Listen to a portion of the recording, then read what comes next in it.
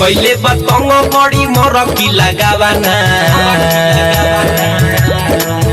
हर माई रे जमाई तोरा बेचेला फुलावाना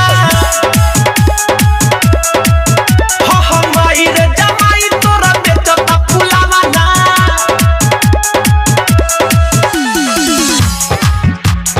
माई रे जमाई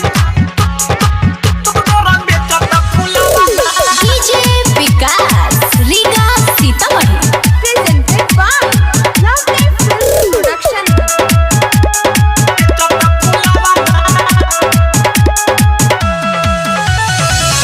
जो जाब करे छोड़ी नौकरी सरकारी बोली तबे वेला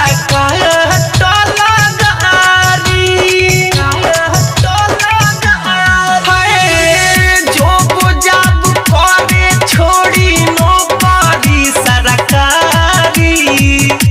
बोली तबे वेला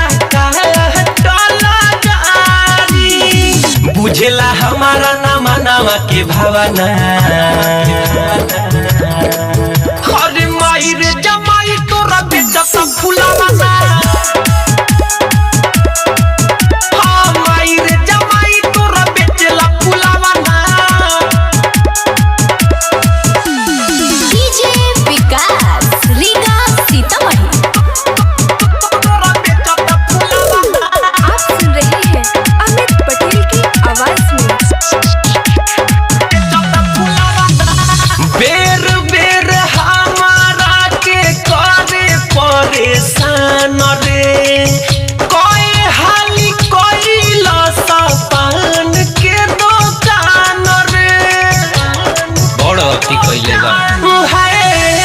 बेरी बेरी हमारा के करे परेशान रे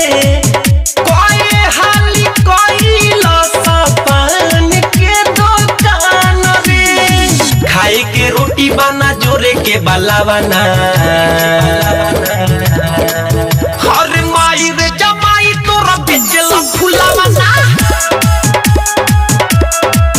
हाँ माई रे जमाई तोरा बेचता फुलावाना हाय रोजो निकला जाला झोरा झुरी लाद के सुन रे खेला माई अपना दामाद के पहले बतंग बड़ी मोर की लगावाना